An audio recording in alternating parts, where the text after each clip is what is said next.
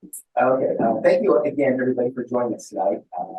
This is the largest gathering that we've had here since pre-COVID. I count about 30 people here in the room. We've got a good audience online also. So once again, thank you, everybody, for skipping the Nuggets game tonight and choosing to come here to the Lone Tree Civic Center. Also want to, so we do have 84 images tonight, so we will try and move things through pretty quickly here on the initial comments in that so that we have time to go through all those images. Thank you again for everybody who submitted. Also, a real special thank you to our special guest judge tonight, Frederick Van Johnson. He's joining us via Zoom from California. I'll add more comments here on Frederick's background and so forth in bio here in a couple of minutes. In the meantime, I want to go through some of our upcoming events. We've got June 21st. We have a presentation from Tamron's Mark Morris. He's going to be speaking about lens technology. That is on, again, June 21st. July 5th, excuse me, is a competition night. So next month, the first Wednesday of next month, we have a competition night. Food and beverage and still live. So thank you, Carrie Verbigas, for volunteering to judge that one.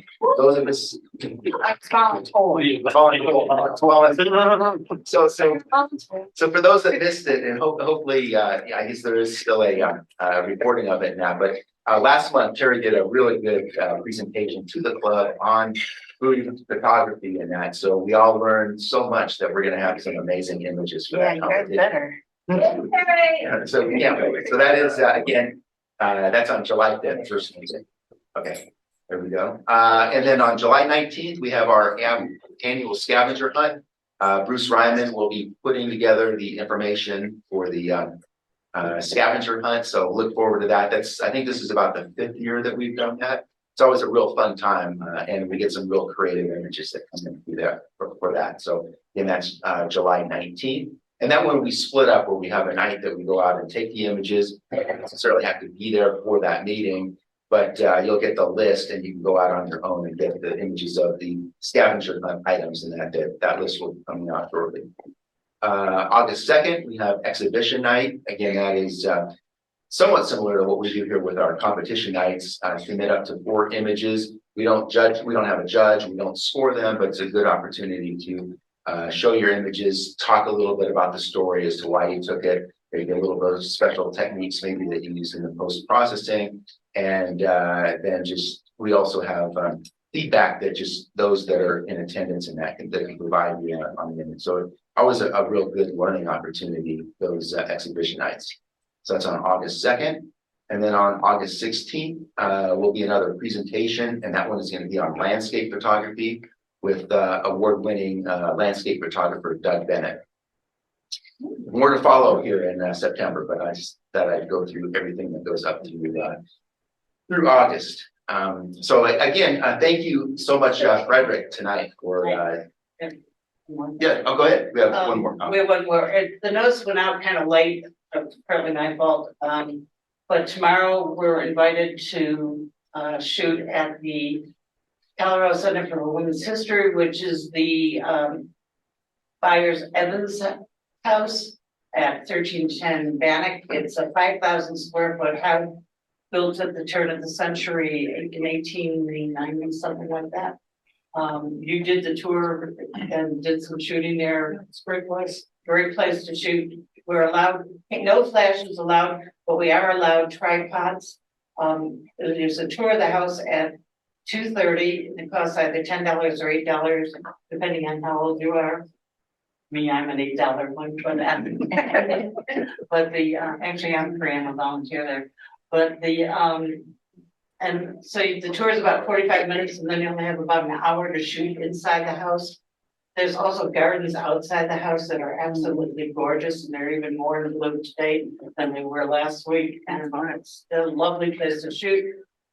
Anyone's interested, please let me know that someone's coming, because I have to let them know if anyone is coming or not. So raise your hands if you're interested. Great.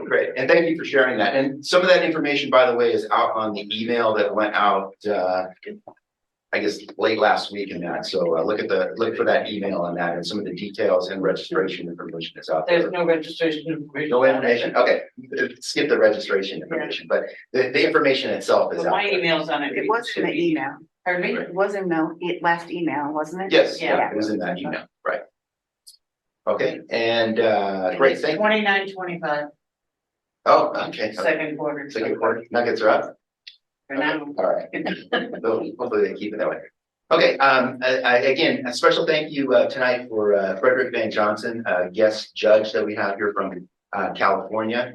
A little bit of information on Frederick. He's the host of This Week in Photo, also known as TWIP, one of the world's most popular photography podcast networks. His podcasts feature multiple shows over several photographic genres. At the TWIP community, which I'm a member of, his TWIP community provides photography education programs, image critiques, and other fun social engagement. So I know I've learned quite a bit just from some of the people in his group there and that. He also, manages that company and social media, IT, course creation, and a lot of other things that he does associated with the photography industry.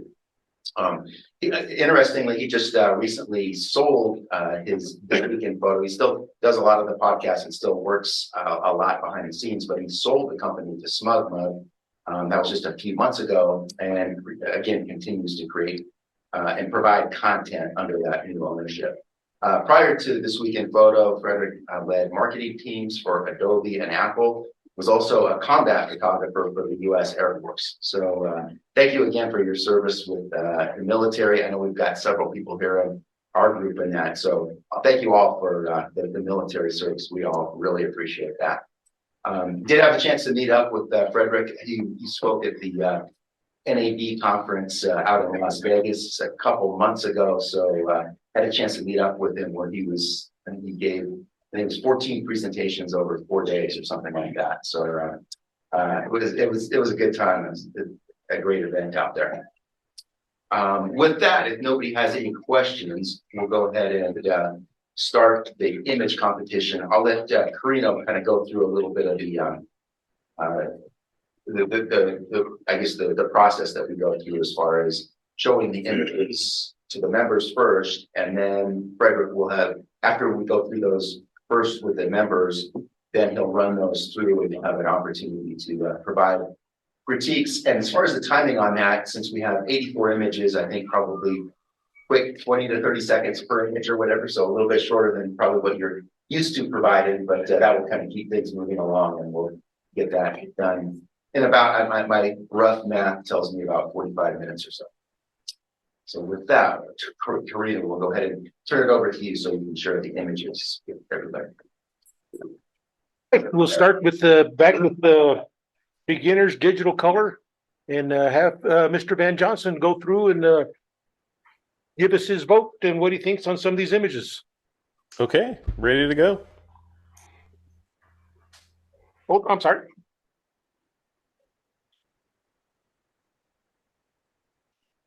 That's mono. So you'll read out the caption or the title, and I'll just give my thoughts. Yes. Okay. You're still in monotone.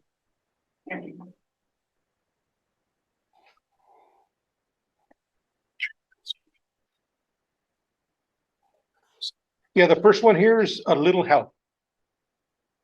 Oh yeah, I love this. This was a good one to start on. I love the composition. I'm a fan of the colors, and I like the muted colors, kind of pushing it back a little bit, and the fact that the turtle's making eye contact. I think I'd give this one a solid 7. Okay, next one is abandoned. Abandoned. This almost looks like an abstract, and it almost looks sort of like an infrared convert or printed in color. I don't know, but love it. Love the darker skies, the brown kind of roughage in the background, and it's almost symmetrical, but not quite. So I like that little bit of interest that we add in there. I'd score this one a solid 9. Okay, next one is alert. Love it. It's almost a graphic, right? And I love the just sort of falling away background into nothingness with the, the foliage and the fowl on there giving us sort of a 3D effect there. Really, really cool. And it makes me wonder what the animal's looking at. This one is a solid 8. Okay, next one is another fine hair day. Good. I love the caption of this one. This is great. I love the surrounding and the framing of the bird with the foliage on the outside. I know that's some kind of succulent. I don't know what the name of it is. I think I probably would have thrown maybe even pushed it even further with a little vignette on there to draw us even further into the bird and drop the values on that outside surrounding frame because it's competing a little bit with the bird. But I give this one a 6. Okay. This one is Dawning is the Day. Okay, this is great. Iconic, right? Love the sky. Love the tonal values. It's almost, obviously going from warm to cool at the bottom of the frame. And we've almost got our silhouetted rock formations there in the front, but not quite silhouetted. We have some detail in there. I think it works like this because it feels like it's either magic hour on either side of the day, and you're wondering what's beyond these rock formations, which is the sun, but you can't see it. So really good job. I love it. I give this one an 8.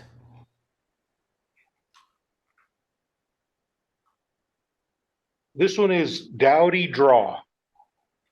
Dowdy draw, waterfall, or water channeling formation, long exposure. Great, love it. Love the colors on this. I love the how you smooth out the water with the long exposure, both at the top and then blurred at the bottom. Very cool.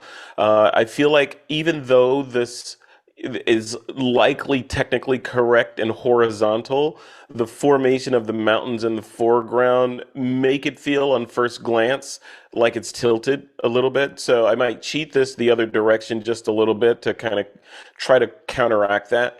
But love the tonal values in this. Love the detail all the way through. Beautiful. I give this one a 7.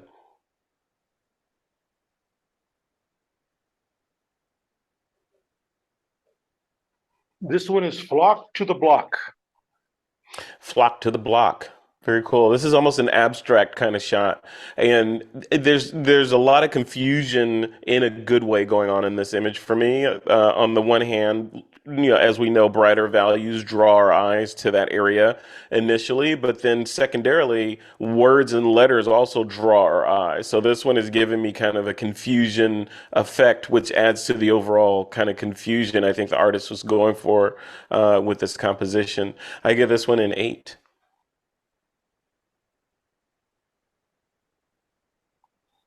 This one is Mushroom Glow. Mushroom glow. Very nice. Like this one, looks almost like it was shot in miniature because of the shallow depth of field and how close the lens was to the subject. Gives that impression of being in kind of a miniature world. This tells a story, right? We have our hero at the top, and then our secondary hero at the bottom, surrounded by the little forest that they're living in or walking through, and then it all falls off into nothingness with that blur in the background. So really cool. It feels very fantasy-like. I give this one a 9.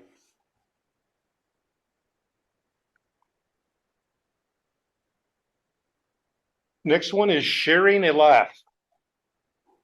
Very good. This is almost street photography, photojournalistic type shot. Love it. No, this is cool. There's not much that you can say about this in terms of feedback on it. It's a great shot. It's a great capture, and it captured obviously the story that this photo is telling is the either this owner or this writer is has a great relationship with this animal, and that comes through instantly because you look at the face of the human, I'm guessing first, and then you wonder what she's smiling at, and you look down and you're greeted by that wonderful smile on the horse. So really cool. I give this one a 7.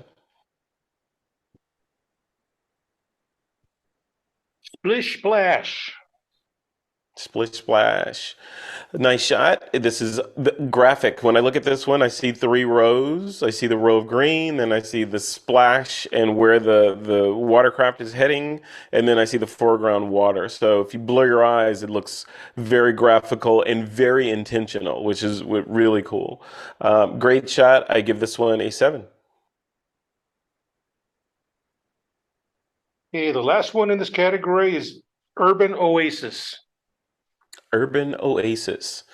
Cool. So looking at this one, my brain is trying to figure out just at first blush, right? I'm trying to figure out what is the story of this. So I'm led to the duck and the duck making its way on its adventure through whatever that craziness that lies ahead of it. Really cool. So this does check the box of telling a story. It's a little bit confusing in terms of the tilt of the image is kind of tilted to the left just a little bit, and there's a lot going on around the duck that I'm not sure what the artist wants me to look at. So am I supposed to look at the waterfall, the duck, the water, the cement structures? So it gets a little bit confusing as to what the story is, but I can tell there is a story. I give this one a 6. Chuck, do we need to do anything on those 2 nines? Yeah, have him tie break. Okay. Yeah, Mr. Van Johnson, we need you to Yes. tie break a couple that you gave a couple Did of I? nines. Okay, Oh, did I? Okay. yeah, We can pull those up so you can look at the two side by side. Sure. Am I going fast enough or too fast or too slow? I think this is a real, to me, it feels like a pretty good pace with the Okay. number we have, the comments are great. see.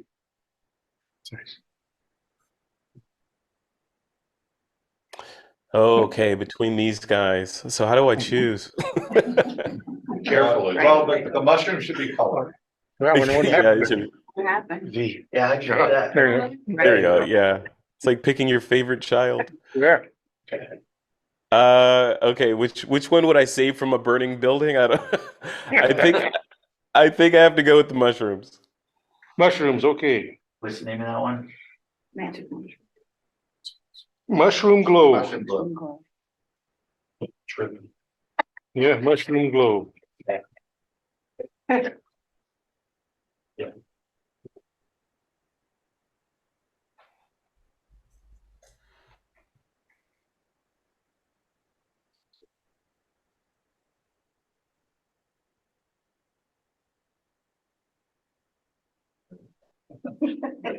cute. Hey, this is advanced color. Yeah, we haven't done these yet. No, this one's above it all. Did we judge this one? No, So this is the, This is this is the advanced. advanced. Okay. Oh, so we're judging now. So we're done with the tiebreakers? yeah. Yes. Okay. I thought there was more than one. Okay. Okay, good.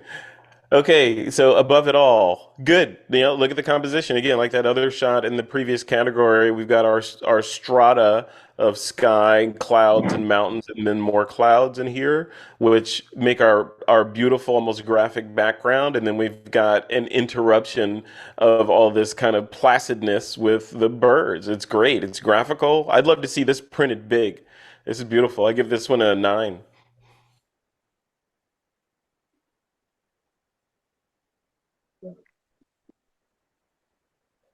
Alpine light. Alpine light. Okay, this is good. Another landscape, right? So we've got our division. It's interesting that the artist chose to use the mountain or the earth range of this in the lower third of the image and fill the upper 2/3 with sky or with clouds and stars, which tells us because of the tonal values that he wants us to kind of look and go up into the stars, which is really cool. I like that. So really cool shot. I give this one a 7.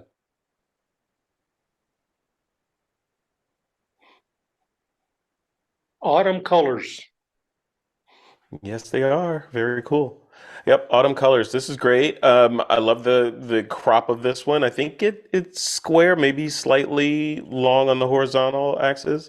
Love the colors. Our foreground pops out and the background is sort of gradually falling out. obviously, the color is what the artist wants us to look at. I feel like this image, even if it's not in reality tilted to the right, it feels like it is tilted to the right because of the stalks and how we're cropped in on the image. So I would rotate this back just a couple of degrees to make those, I guess those are birch, I'm guessing. Make those perfectly vertical in the shot. This kind of shot, I feel like wants to be vertical because of all the vertical pieces in there. So yeah, anything that's not vertical is going to stand out. So I'd give this one a 6. This is Bearded Man. Yeah, look at that. Stories to tell, man, is what this looks like. A really cool shot. Love this. Feels like almost an illustration. It's sort of somewhere between an illustration and a portrait. And I think feels like that was intentional by the artist because the background is obviously blurred out beyond what we'd see in nature. So that's lends to the hints that this is an illustration. Also, the skin on the face is smoothed out a lot, so I feel like that's more illustrative than photographic. So I like that. It's kind of a 3D portrait almost that kind of has 3 layers to it. Our woodworking gear in the foreground, our subject, and then our blurred background kind of all works together. I like it. I give this one a 7.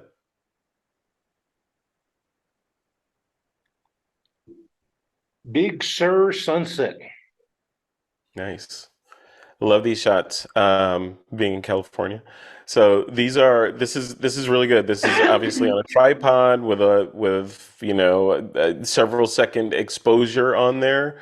Probably pretty long. Looking at the mist on the base of those rock formations in the middle. Um, Really cool shot. I love it. Feels like a painting almost. Not much negative to say about this one. These kinds of shots just sort of work. Because they're showing motion and sort of the static nature of the coast. I'd give this one a 8.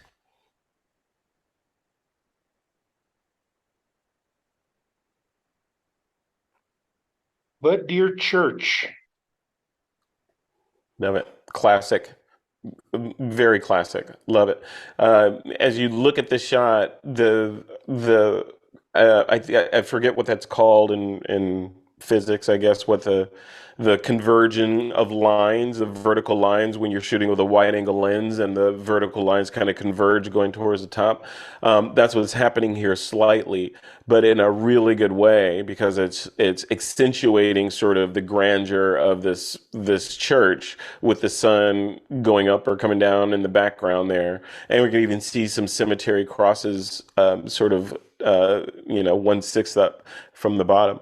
So really cool shot. I like it. This one's definitely a 9.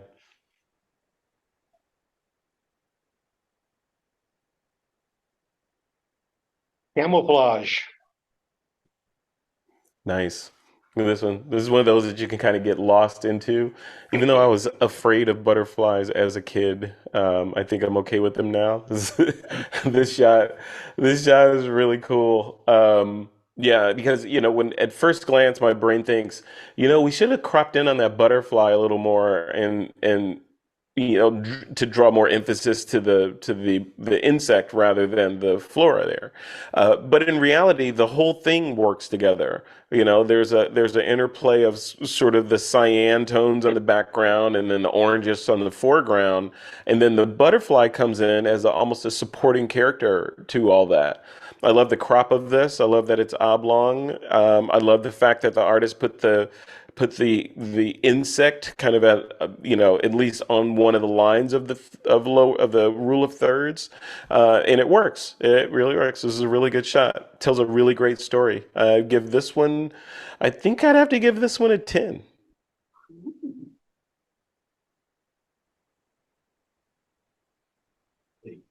Dandelions. Dandelions, yeah. This is cool on several sort of levels, right? On the technical execution level, because obviously this is either stop motion or composite or some other, type implementations. These kinds of windmills don't exist in nature, so they usually have blades on two sides and they're spinning. And this obviously tells that story. It's really, really cool, kind of taking something that's mundane as a farm of windmills and making something graphical out of it. And then we've got our whites in the middle, our blues at the top, and then our greens in the foreground. Feels like it's a little bit tilted again. I know that's probably the way that the land was, and it's technically correct, but I would experiment with rotating this within the limits of keeping the windmills vertical to see if you can't kind of counteract the low side on the left and the high side on the right. If I'm seeing that right, it might be an optical illusion. But I had to give this one a 7.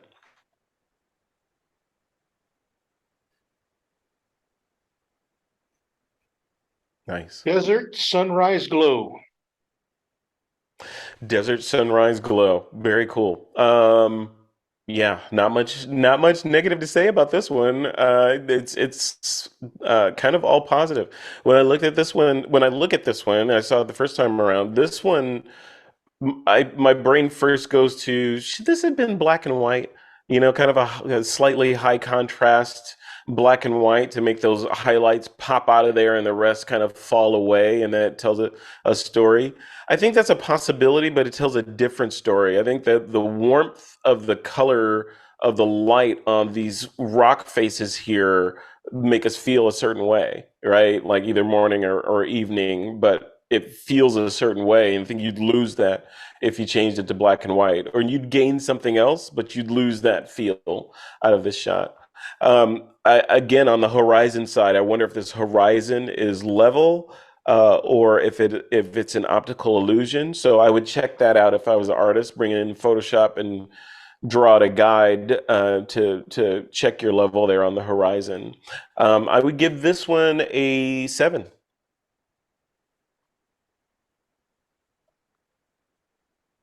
Dude, where's my car?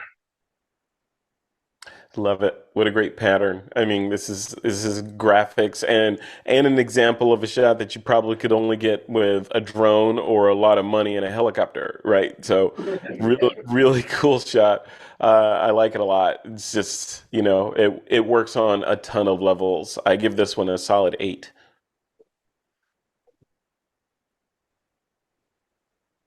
First light on the butte. Nice.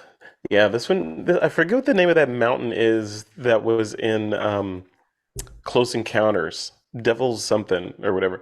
But this reminds me of that hill when I first look at it. But this one, the way that the artist has captured this structure is almost three-dimensional. The way the light is cast and drawing the shadows on the right side or the left side of the frame, and the choice of camera position, and what we're doing with the sky there. I'm assuming that's a real sky. It may be a sky replacement, but in either case, it works. But in the slight vignette around the image, all that works together to almost give me a miniature sort of feel for this, or an ant's eye view of the subject, which is that hill there. I give this one an 8.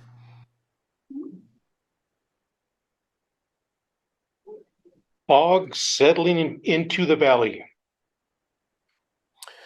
Graphics, yeah. This one's graphical. Again, you can see this one printed and hanging, in a hotel or in someone's home or wherever. This is good. This is pure abstract art, and as such, you can't.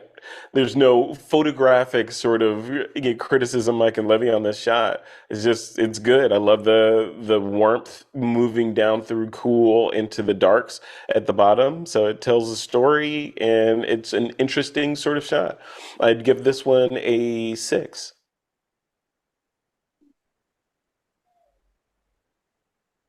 Forest fire. Yeah, a book cover is first thing that comes to mind of this one. Very well done. Graphics, or the sort of graphic high contrast sort of feel, and the choice of colors to kind of tell the story of what's happening in this image. Really cool. Yeah, I like it a lot.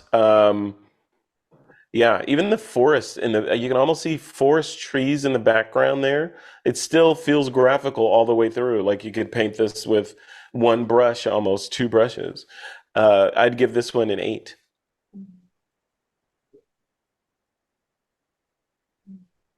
Mhm. Hidden colors.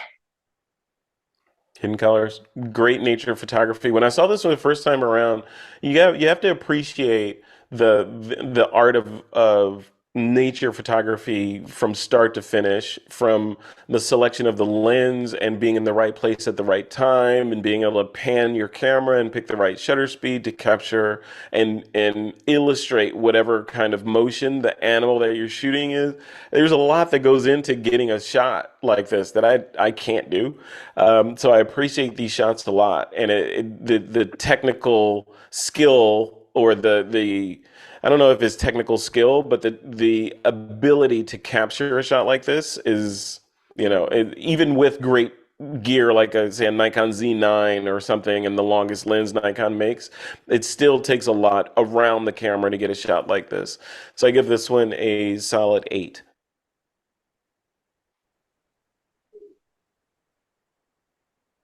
Iconic Juno. Great. Yeah, another nature shot, right? Like everything I said about the last one applies to this one in terms of being able to capture something like this, especially the being in the right place at the right time. These kind of shots for me, like this one with the totem pole on the left side, instantly tell a story for me, right? So you kind of get a feel for this being almost a scene in a movie with something happening. From a technical side of it, yeah, I need to know what my subject is on this shot. Is it the totem pole or is it the bird, flying away from the totem pole? Or maybe they tell a story together, but I get a little confused about that. And we've got a lot of e- maybe slightly too much dead space in the upper right of the frame. Maybe this could have been a horizontal or more of a tight square on this on our subject. But again, being able to capture something like this and having the gear to help you with it and putting yourself in the right place at the right time and clicking the shutter and panning and all the things that need to happen at that exposure point are, can't be overlooked on a shot like this. But for those other reasons, I give this one a 6. Keeping an eye out both ways. Yeah, look at this one. This one is nature shots again. You got to be there, and a lot of us just dream about going to these places to get these kinds of shots. But then when you get out there, uh, I can't imagine the kind of feel you get when you're able to get something that's elusive as these kinds of animals in the right place at the right time with a great background and all that. So great shot. I love it. Criticisms would be I would love to have seen a little bit more clarity or contrast in the shot. Color wise, I get what the photographer wants it to be muted and kind of almost monochromatic, kind of blending into the background. But I'm losing the animals in the foreground a little. And then, secondly, I feel like we have a little bit of too much space in the right side of the frame. This might have been better as a square, kind of focusing on the animals mid frame there. So for that, I give this one a 6. Leading the charge. Great. This is commercial Marlboro type ad on a billboard, right? This is a great shot. I love it. I love the processing of this. We've got our it's telling a story, obviously, and we've got our hero in the front leading the pack. Everything is falling off to the back. Really cool. I'd give this one a wow. This is somewhere between an 8 and a 9. I think this one's probably got to be a 9.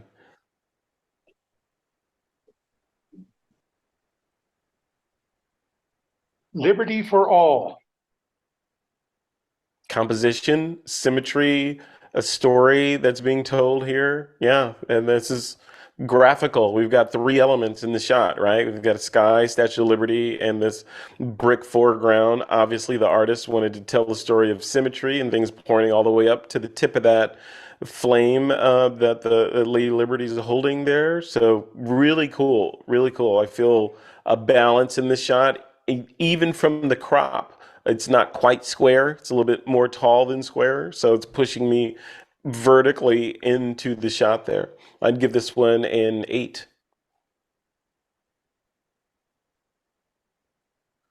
Little Island, NYC. The Little Island, NYC. Yeah, this almost looks science fiction. I don't know where this is in New York City. This is crazy. It looks like a movie set. So really cool from a almost science fiction type color palette that the photographer kind of developed this to. Really cool. Balance wise, I feel like we're a little bit off balance with the bulk of the structure, the city structure off to the left a little bit. And I get the idea that the photographer was composing this to show those foreground elements and the city fell where it may, but maybe I might have considered cropping in a little bit more on the right side to balance off the city in the center and still keep the structures in the foreground looking relatively intact. I give this one a 7.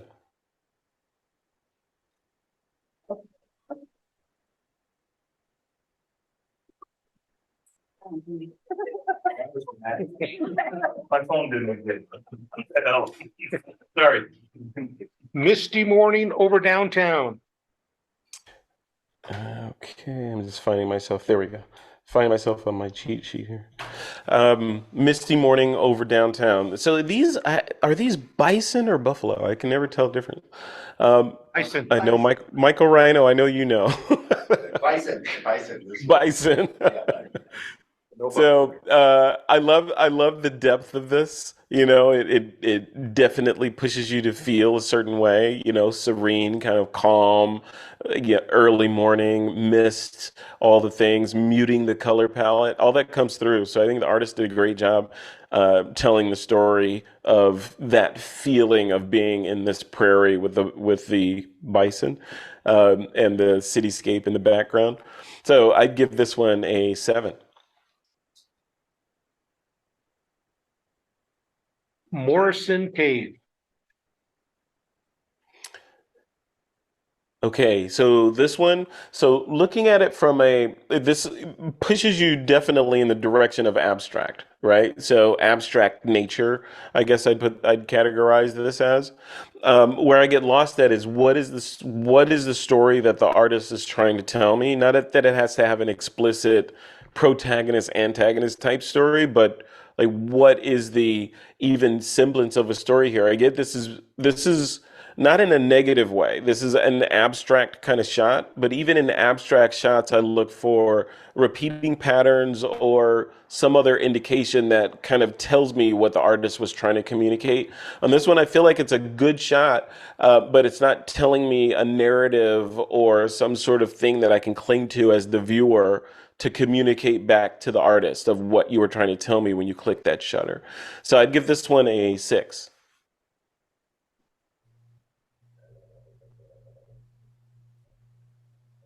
Showtime. Sorry about that.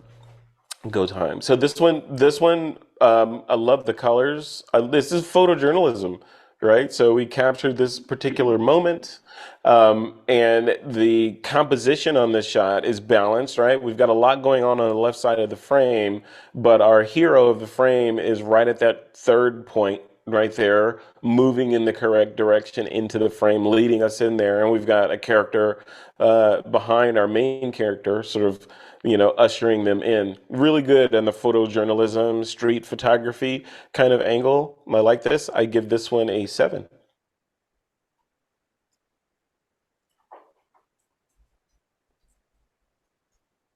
Snack and nap.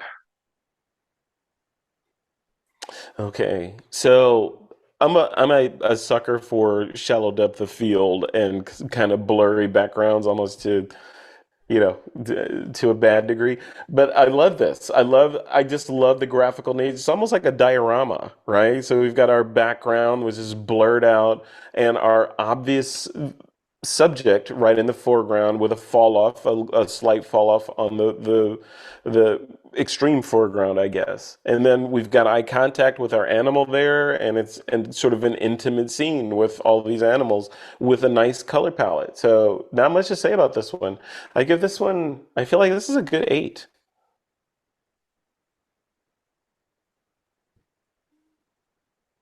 Sunrise Sentinel.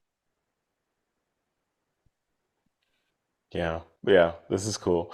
So I get it, right? So this is a panorama, and I love the choice of panorama or a sort of shallow crop like this to accentuate the wide vista that we're looking at, and then we've got our muted sort of warmish color palette on there, and then our sentinel on the left side, sort of overlooking the valley and keeping guard. Really cool, and an excellent choice of caption on this one. I feel like this is a good 7. Survival. Cool. Again, nature photography, right? So you get, right place, right time with being able to having the skill necessary to capture a shot like this. It's all got to work together, and to get one of nature actually unfolding in front of you like this. I get it. Really cool. On a technical side, uh, I feel like maybe we want to punch in a little bit more on the bird at the top. I'm getting a little bit lost and have to search for the bird a little bit because there's so much activity around the bird. I think we probably want to punch in, and we won't lose much except for a little bit of foliage on the outside. We're still going to tell the same story, but our hero gets to be more center screen for us if we're a little bit closer. Other than that, I give this one a 6. The Waiting Game. Nice.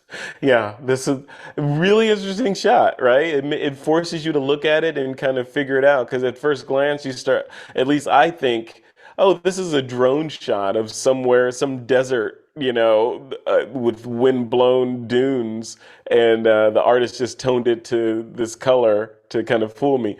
And then you look a little closer and you realize, no, that's not what it is. It actually is some sort of much smaller painted pattern on the wall with our little kind of gotcha in the middle with the shadow. Really good abstract. This is a really good abstract with a hint of just mystery in the middle right there that kind of draws you into the shot. I think the kind of gotcha nature of this one pushes it into an 8.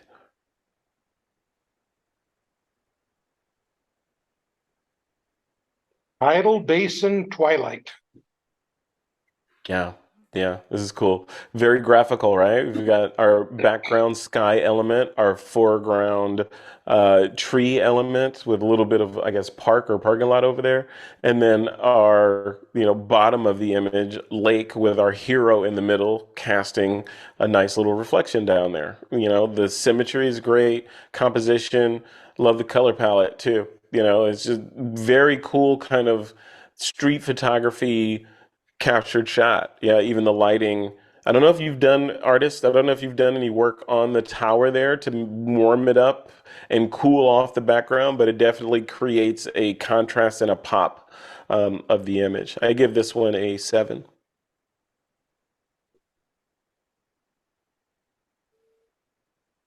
Tower of Power. So this one, again, abstract, right? So really clean abstract. I love it. It's graphical. We've got our sort of geometrical shapes, squares and rectangles and parallelograms in this thing. Love it. It pulls me right in. So two points on this one. Could you have punched in a little more on this one to sell the illusion more? And B, what if we had used either in Photoshop the perspective tool or the warp tool to straighten out our edges and create a perfectly vertical implementation of this? Wonder what that would have looked like, to sell it a little more if the image could stand that level of kind of perspective correction. But I love the color palette of this. I love the blacks and the blues and the lights from the upper right down to the darks in the lower right. Really, really cool. I'd give this one an 8.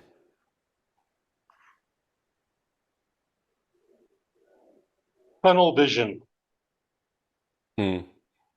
Yeah, symmetry works with the human brain, right? So, or probably the brain period. Yeah, I love the symmetry of this one and the kind of color palette that surrounds this splash of man-made in the middle of the shot. We've got a story, the vehicle's coming straight at us, creating a little bit of tension there. Really cool. Yeah, this one's a good, wow, I don't know. I think this is a good 8.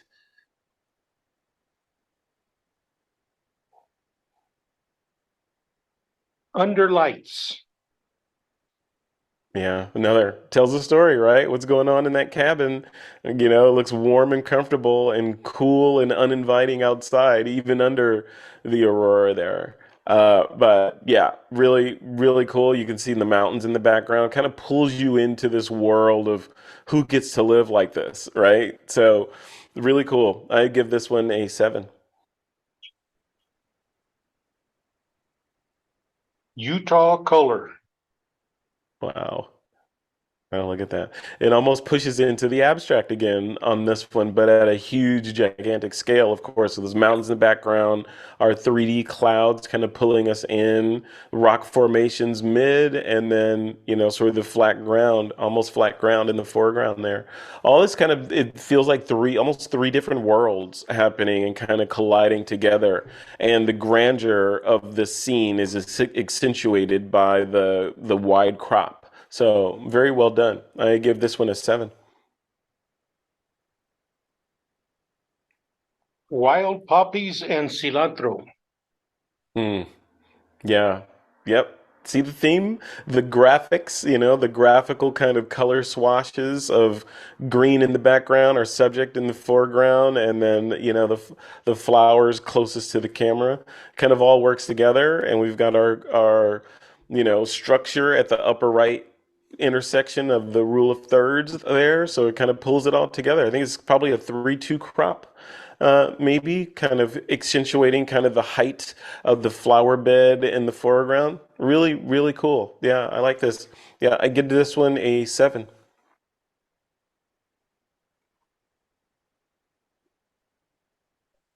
Windmill spins.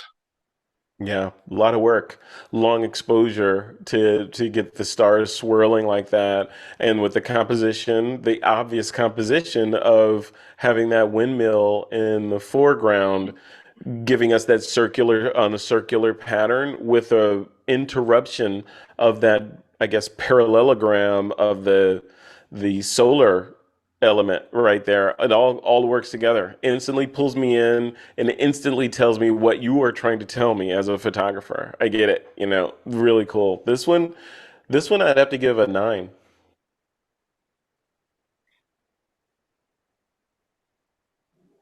Okay, that's the last of that category. Now we're going into beginner, intermediate, digital mono.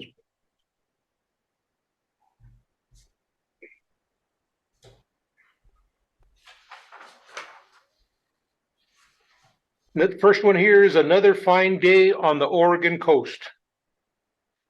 Yeah. Nice. So our long exposure, we've got a story of the water coming into this cove here, and then as you look at the shot, you kind of get lost in it. Like, yeah, it looks like this is it's gonna either a bad day or a bad day just ended. A storm just rolled out or in. But then you see a little surprise in the right of the frame, of our little bird down there hanging out, photobombing what looks like is probably a couple second exposure. So he held still for that exposure. Yeah, so this is really cool. I give this one a 7. Yeah, real quick, there's a question that came up here in the chat. Do we have any tiebreakers on that last? No. Mm, No. There was a 10. Okay, Yeah. great. Sorry about that. no worries. Okay, got a 7 on that one. Yep. Yep. This one's the final last call. Yeah. Yeah, I love the muted choice of, I guess what would this be? Um, I don't know, sepia, some kind of dark metal sepia almost. Really cool. It pulls me into it, and the choice of the monochromatic and almost high contrast, but flat kind of exposure kind of pulls me in to the scene. This could have been almost at any point in history, although it's probably modern.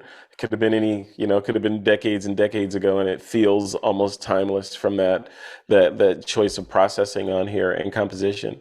I'd give this one a 7.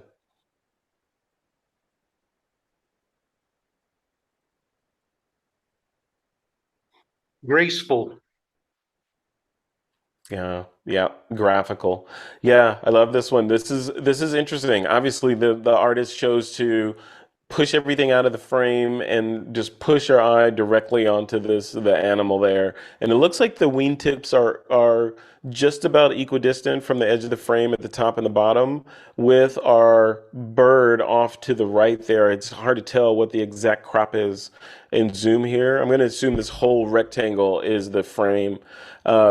So if the bird is slightly off center, moving into the frame with a good amount of space on either side of the wingtips there, what great symmetry, right? So we've got a place for the bird to fly, we've got space for the bird to fly, and our bird is in perfect focus, moving through this abyss.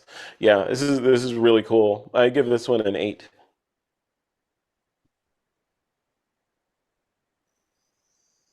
On the hunt for breakfast.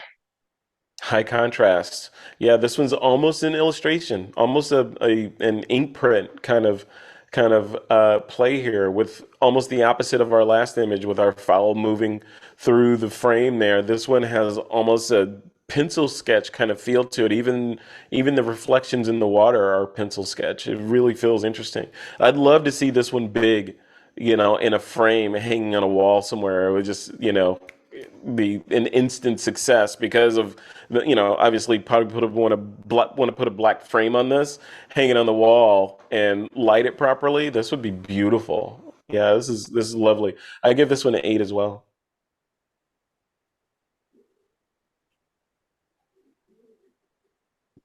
Oregon's coast, misty morning. All right. So low contrast, long exposure, black and white. Yeah, really cool. The graphics of this one, the graphical elements that sort of pull you in. When I look at a shot like this, my brain automatically breaks it down into sections, right? I see that sky section, I see the cliffs section or the shore section, and I see the water section. Uh, but when I look at this one, I see another section in there, that lower at the bottom of the frame rock formation. I might have considered cropping up just a little bit so that we can have a little bit more simplicity in the shot. Because then we have just the rocks, just the water, just the sky. We've got that break in the middle that separates that bottom one from us, and that adds a little bit of tension or imbalance to the shot. It's a great shot though. I love the mistiness and the low contrast and the long exposure. Really cool for this. I give this one a 7.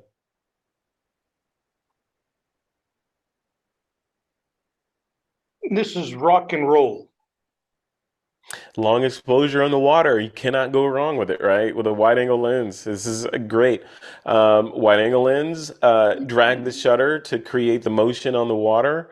The symmetry of this shot. Obviously, the photographer wanted that rock in the foreground and the dead center leading out through that little break in the rocks there. Really cool. Feels like it's tilted to the right a little bit. So that kind of takes me out of the symmetry of the image. If we tilt it back to the left, we start getting our symmetry back. You might even consider, if you're going to tilt it back a little bit, you might even consider a square crop on this to see if that drives the eye through the frame even more. I'd give this one a 6. Rolling down the highway. Rolling down the highway. Yeah, really cool. Yeah, I like this one. It's very graphical, and most of us have been in this situation where you're rolling and you see a scene like this. So this one takes you right back there. I love that we've got all of our action in the bottom lower right third of the frame, with the really black asphalt of the highway there, and leading up into this grandeur of the sky up top. It's really cool. Really interesting kind of shot. I haven't seen a shot like this. Um, I can't recall when I've ever seen a show like this. This is really cool. I think I give this one a 7.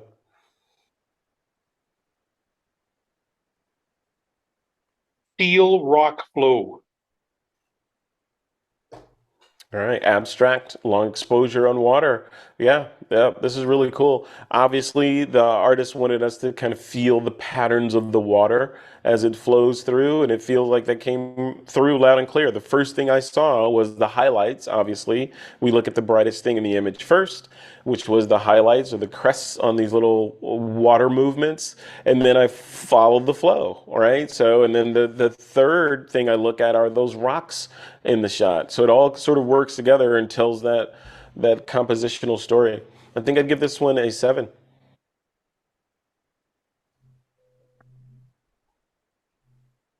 Succulent.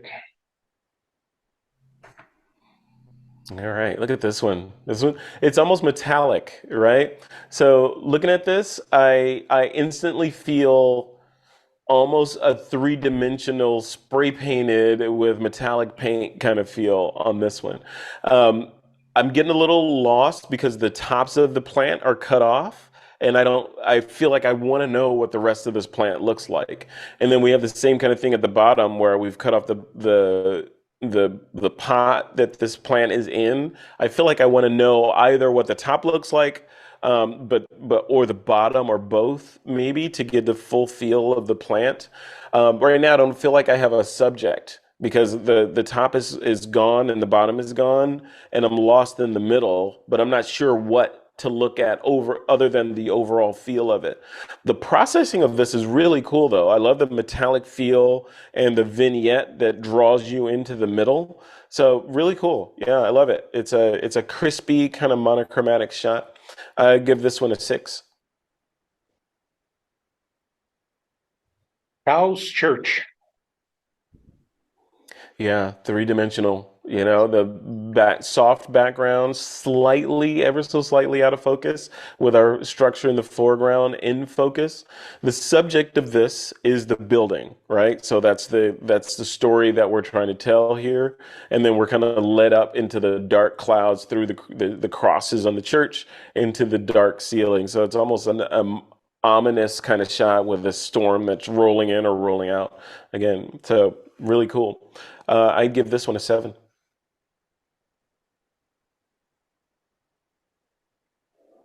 Cryptic.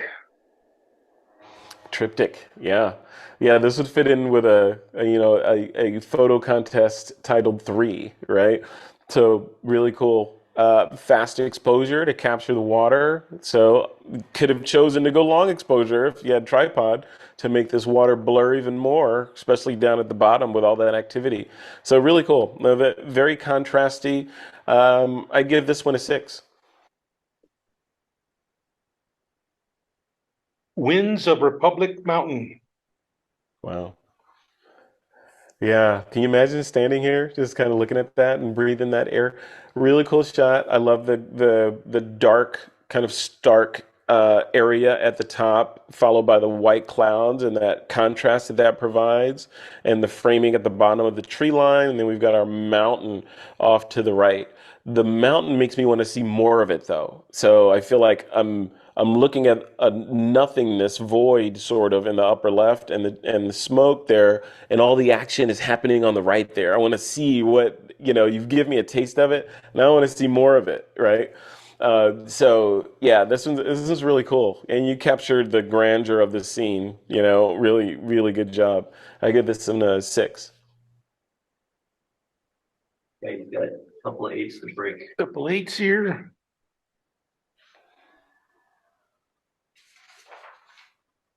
The two birds. Oh, okay. The birds. Mm-hmm. It's the bird fight. Okay. From these two, this is tough. This is really tough. I think I'd have to go with the one on the left, the select. It's graceful. Yes. All right. Now we're going to go into the advanced mono. Okay.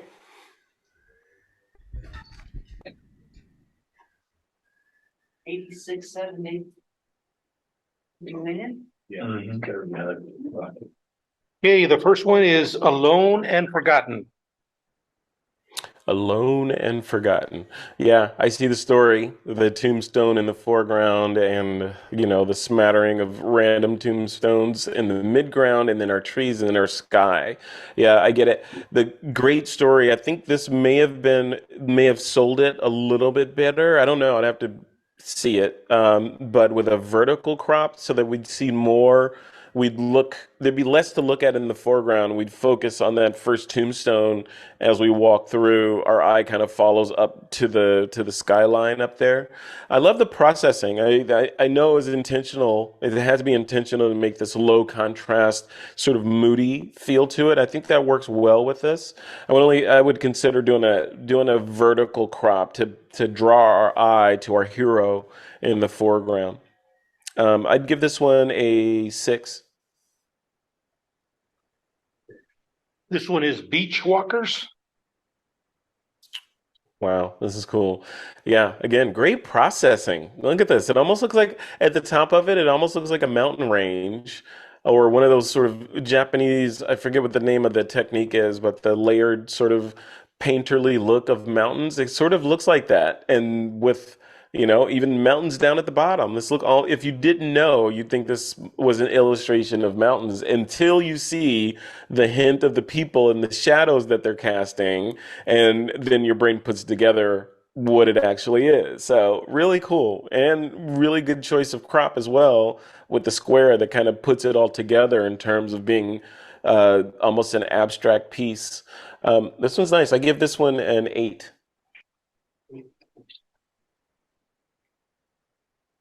This one is Cascade of Light. Very nice. Very nice. Yeah. These abstracts will get you every time, especially when the photographer knows what they're doing and you can see what they saw and what they're trying to tell you what they saw. Here, obviously, all these muted sort of darker colors, who knows what colors these were? This is a monochromatic image, but to pull out the play of light on these geometric surfaces, photographer went monochromatic and let's bring those lights out a little bit, drawing that diagonal through the frame. Really cool. Yeah, this is really nice. I give this one a 7. Next one is Dandelion. Cool. This is one of the first I've seen with a border around it. Really cool.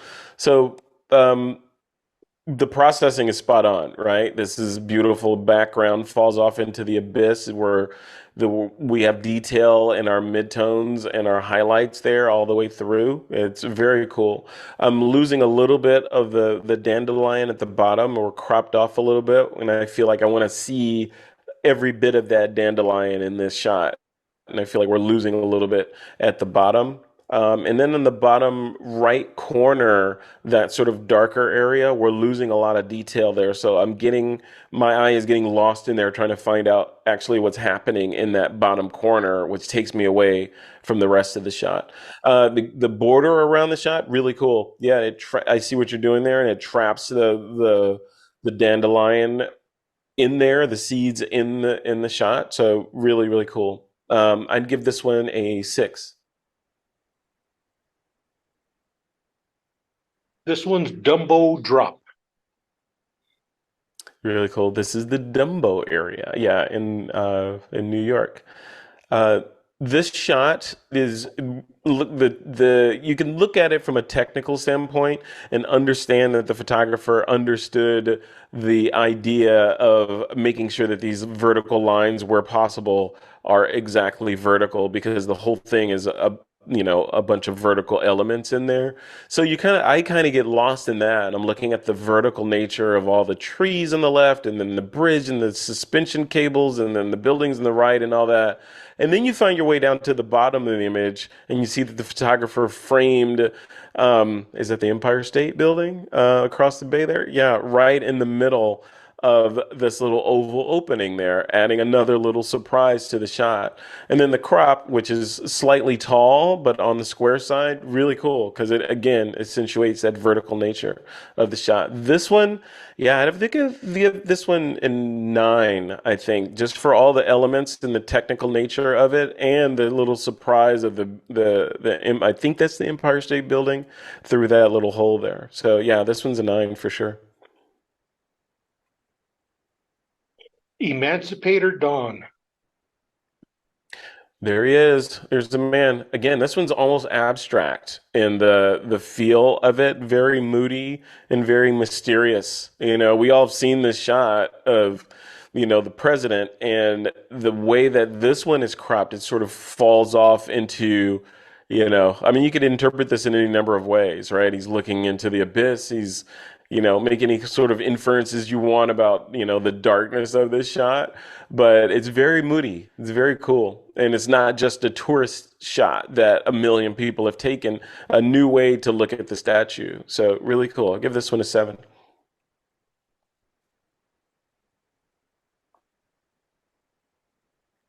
Enjoy the show. Yeah, this is cool. So this one, you know, the background, the blurry background gives us that portrait sort of feel, almost portrait studio kind of feel with that modeled sort of uh, you know, canvas background we've all seen. So it kind of gives that feel to it. Then the next thing I look at, well, I look at the face first, and I look at the background, but then I look down and I see I'm lost down there. I know that this child is sitting on probably the shoulders of their father, but then their father is obscured by another head in there, so I get lost down at the bottom. And in that case, I would have concentrated on making this a portrait of the child instead of trying to incorporate the dad in there because we're losing them. So yeah, but cool shot. I love the square crop, and I love the processing of this shot. And I have to give this one a 6. Everybody loves Mickey. Yeah, here we go. This is our tourist shot, right? But almost a portrait slash street photography type shot. There's a lot going on in here, right? You get lost in the image. It's almost one of those shots where there's so much going on. It's almost like micro stories within, you know, one big story that you could tell. You've got a guy with the wheelchair on the right. There's a story there.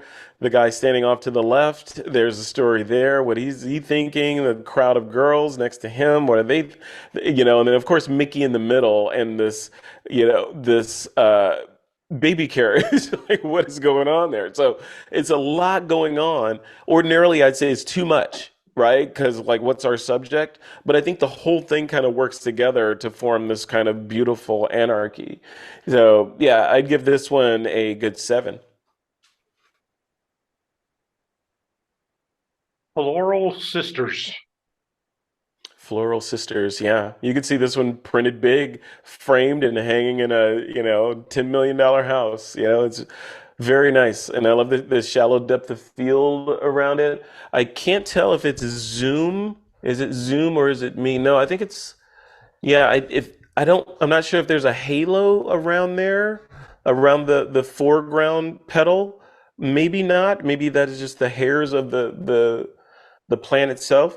But I love the composition of this, the diagonal of it, the choice of the long, tall crop kind of work with the stalks of the flower there, and the second sister in the background is perfectly out of focus to kind of give us that 3 layers of depth background, second sister, first sister. So really cool. Yeah, I think I'd have to give this one an 8. Geometry and Scale. Yeah, yeah, I'm a sucker for these kinds of shots. So the abstract shots that have just pure math in them, right? This is just lines and shadow. You could probably draw this with a ruler and a pencil, right? This whole shot, except for the people, which without them, we'd have no sense of scale or place or physics in this shot, but you put the people in there, and we instantly understand how big this area is. And the photographer did a great job with the processing. I love this slightly, low contrast yet high contrast where our subjects are processing with a nice vignette on there. It draws right into the subject. So really cool. I think this is a good 8.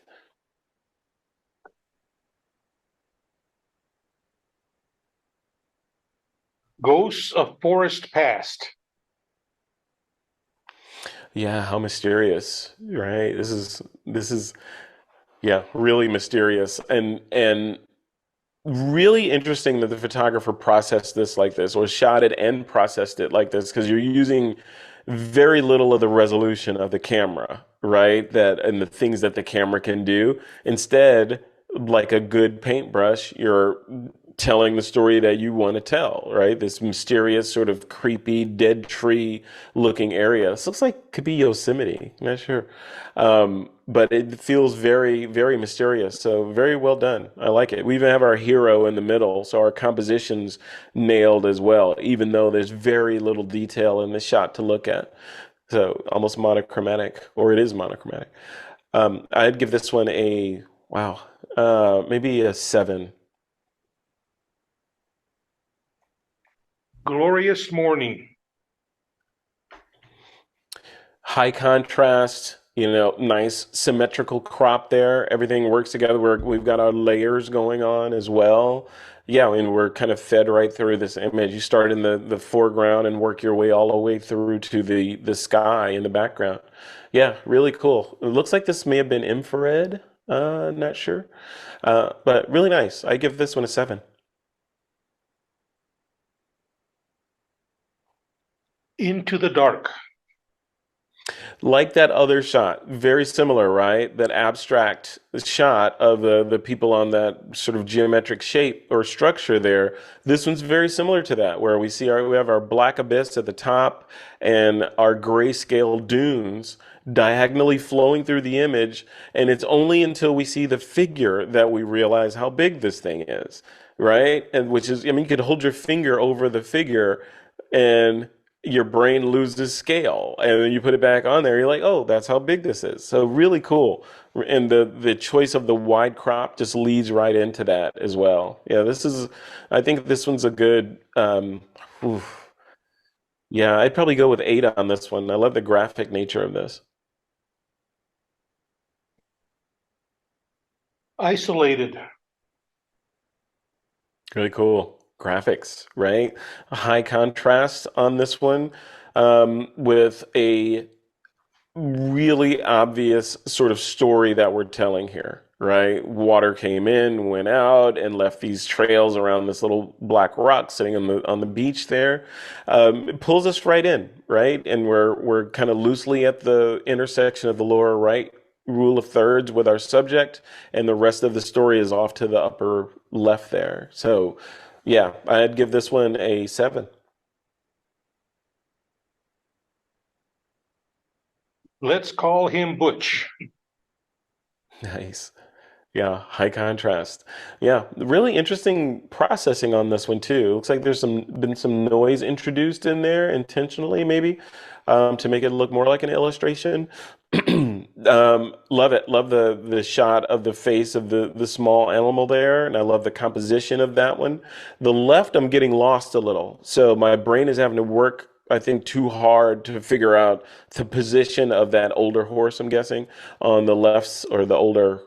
I'm not sure what that is on the left side. So I get a little bit lost in there. You may consider a crop where you're losing a lot of that parent animal, so that we're not lost in the white abyss on the left side and we can focus more on the eyes of the other animal. I'd give this one a 7. Looking Back. Yeah, this one's really cool. These nature shots are just beautiful.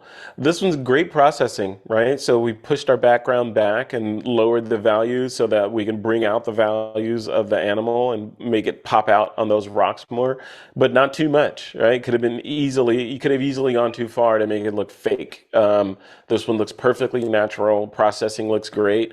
Nice border on there, capturing the animal in the shot. You could have gone two ways with the crop, right? You could have gone to the in the direction of having the animal looking into the scene and having more space on the left side of the frame, or like you did, let's put them right in the middle so that we can wonder what they're looking at on the outside of the frame. I give this one a 7.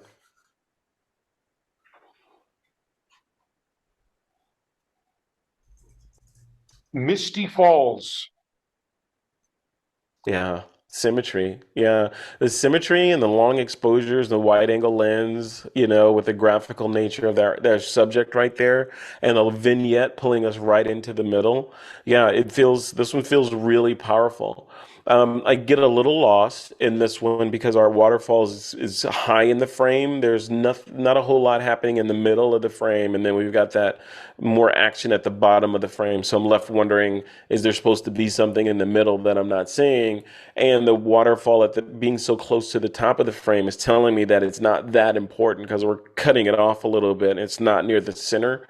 So I would consider maybe if you have the pixels in this one, panning down a little bit to leave a little bit more headroom for the waterfall, and make the choice between that foreground element and the waterfall as your hero of the shot, and focus on that. But cool processing. Love the vignette of this one, and it's just very, very dramatic. I give this one a 6. Moffett Community Center. Moffett Community Center. Yeah, cool. Yeah, this one's interesting. These landscape shots that are panoramic in nature.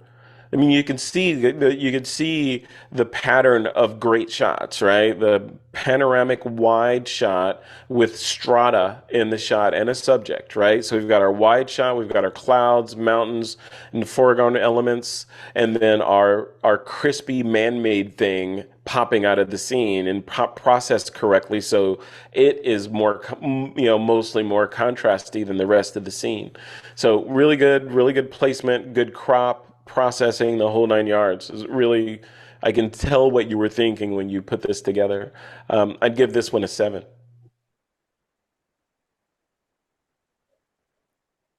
More Swirl. Or a swirl. So yeah, abstract, right? So looking at this one, I feel the abstract nature of it and what you were trying to tell us as we're looking up and through this cone of light, basically. I get a little lost on the top left because the structure is obscuring my path through this tunnel of light, and I'm not sure what that thing in the top left is. I'm sure it's part of the structure, but it's obscuring and making me try to figure out what it is. Also in the upper right, the darkness up there has me wondering because I can't see definition to give me an idea of the rest of the shape of this thing. So I get lost and my brain gets frustrated in the upper right, wondering what's happening. So I'd maybe consider a different crop on this, or maybe tighten in a little bit to remove that mystery on this one. Give this one a 6. Panther Prowler. Yeah, I'm a sucker for cats. I've got one sitting right there. Um, this one, yeah, and this one almost looks like, I think my sister had a poster like this in high school. My older sister. I think it was Velvet or something. Or Black Light or something, I remember. But this is cool because it almost looks like an illustration, right? And the panther blends into the background, but is popping out of the background a little bit, and it looks like it's intentional to have them sort of separated from the blurriness that's going on there. It's almost an illustration. Yeah, and then the eyes, of course, pop right out, and then eyes are making perfect eye contact with the photographer. It's a little creepy.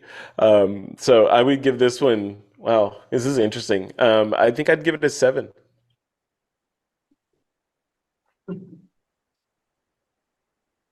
Patterns in the rock. Yeah. Yep. Abstracts everywhere on this planet. I'm learning. Yeah, this is really cool. I love it because you get lost in those grooves, kind of following them down like a pachinko machine or something. So yeah, I like it, and the processing of it is detailed, so I can see the strata in the rock and the falling little pieces of rock. It's really detailed. You get lost in the shot. This one's a good 7. Sitting on the dock of the bay. Sitting on the dock of the bay. Is this my city? Where is this? Wow, this is cool. Yeah, and you get lost in there instantly. That's what people do when they look at the shot. They're gonna wonder what skyline this is, which is cool. We've got our elements again, our sky, our skyline, and this time we've got a big, almost maybe half, a little bit more than half of the image are these pylons and the water there. So our artist wants us to think. Does the artist want us to think about that foreground area, or does the artist want us to think about the skyline? I think what the artist would want me to think is those pylons or those foreground elements lead me to the skyline, and then I can spend time examining those buildings and the architecture and all that. But yeah, we could maybe crop a little bit more off of the bottom to sell that story more if that's the story that the photographer wants to tell us, so that if we're cutting off those foreground pylons, we know that they're not important or they're less important than the rest of the elements. But if we include them all, of course, they're obviously important. I should pay more attention. I'd give this one a 7. Snowing bubbles. Snowing bubbles. There we go. So snowing bubbles. This looks like a world, right? It looks like my brain instantly goes to science fiction. So this looks like a snow planet with a habitat installed on it or something. But no, this is really cool because it takes you into the image. I think our brains know that this is something that is at least supposed to look cold because of the way that those illustrations are done on it, and the bottom feels icy. So this, the feeling of cold comes through on this. I'm wondering what the subject of this is. Is this intended to be an abstract? In which case we could have gotten a little closer on those leafy like things at the bottom. Or is it intended to tell a different kind of story? And if so, I'm getting lost in what that story should be. So, but cool processing and cool idea, especially with the movement around in the background. Really cool. I'd give this one a 7. Stairway to heaven. Very cool. This one looks old. You almost want to see some kind of person dressed in southern wear standing on that staircase there. And there's a lot going on in the shot, right? Because we've got, as I look in the background on the wall back there, I see a cross or crucifix back there. I see ornate designs on the wall elements. The processing of this is very, almost postery. So I can see a nice slight outline around all the elements, which I think was intentional to kind of sort of replicate the way they processed film back then or prints back then. But I'm getting lost in what my story is. The spiral staircase is obviously the story here, of course. But if so, why the other elements on, say, the right side of the screen and all that action that's happening over there are taking me away from the staircase. So I might consider losing those and maybe dropping the top crop down a little bit, just to make the emphasis on, yes, this is all about the spiral staircase and nothing else. I'd give this one a 6.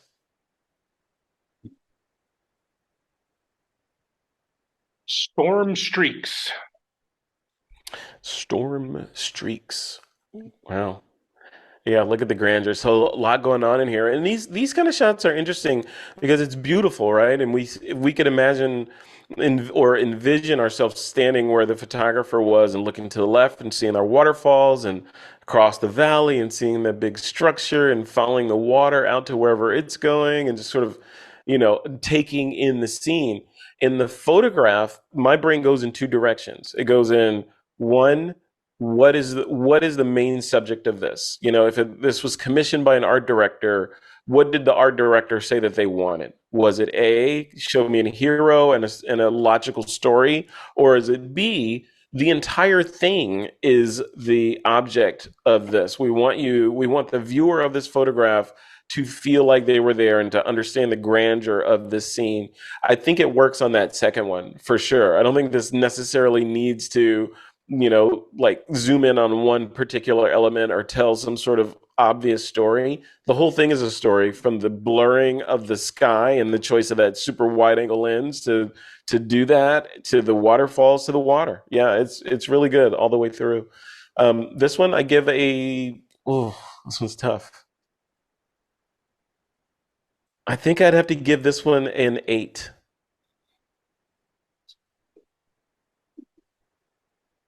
Under the Arc. All right. Under the Arc. Yeah, look at the I guess the architecture and the symmetry of this one. So when I first look at this one, I see the lines, right? We see the converging lines and the parallel lines and all that. And then secondarily, I start seeing all the words appearing on there, right? And everything is exposed. It looks like it's exposed properly, and the blacks of the blacks on the left and the right and the middle there kind of increase the contrast of what's on the middle. I like that symmetry. I like it a lot. My brain, of course, wants to see what's straight up above me and behind me as well. So there's that bit of mystery, and also the mystery of what is this place about, right? I'm not familiar with this place. Why are these names there? So I get sort of lost in the understanding of the shot and the mystery of the shot at the same time. I give this one a 7.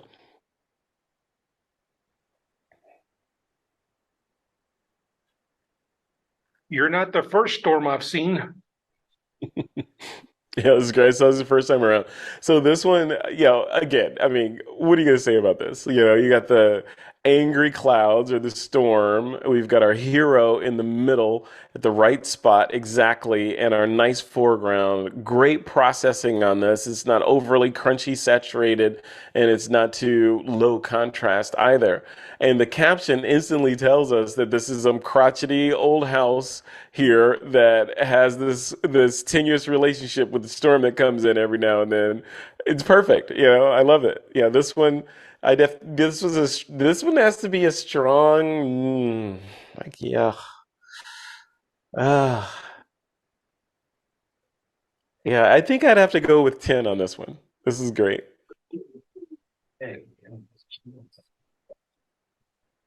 That's it. Alrighty, that's the last of the images. Reno, I need a Oh, wow. tiebreaker. Hey, we need tiebreaker on.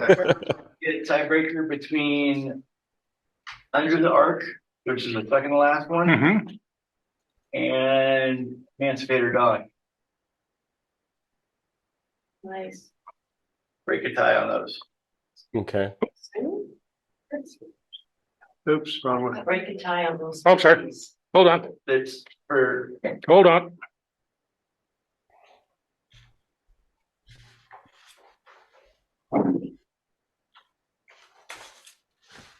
Honest Babe. There you go.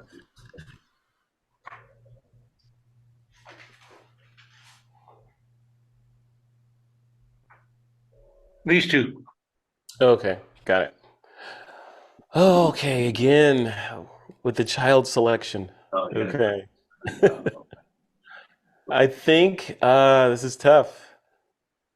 I love the mystery of the shot on the left, and the fact, and they're both very, taking an interesting shot of something that's been photographed a lot, right, and making it interesting. So that's the tough part of it.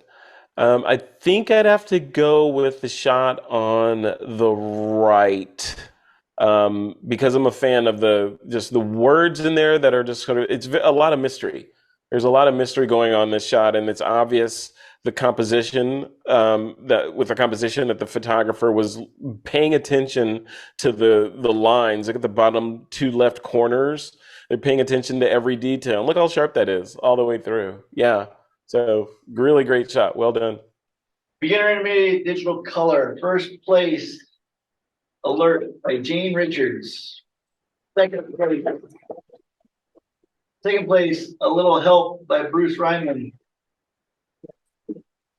Thanks. Third place, and the Judge's Award, Mushroom Glow, Jane Richards. And honorable mention, Abandoned by Dale Ralph. Moving on to Advanced Digital Color. The Judge's Award went to Camouflage by Benjamin Evans. First place, Desert Sunrise Glow, Terry Verbickets. Ooh. Second place, First Light on the Butte, also Terry. Third place, Dandelions, Chuck Roscoe. And honorable mention goes to Under Lights by Jeff Woodard. On the beginner digital or beginner intermediate mono. First place is Oregon's Coast Misty Morning, Carolyn Ryman. Second place, and the Judge's Award, Graceful by Jane Richard. Third place, Final Last Call, Tony Lazzari. And honorable mention, On the Hunt for Breakfast, Jane Richard. Moving on to Advanced Digital Mono. Start with the first place and the Judge's Award.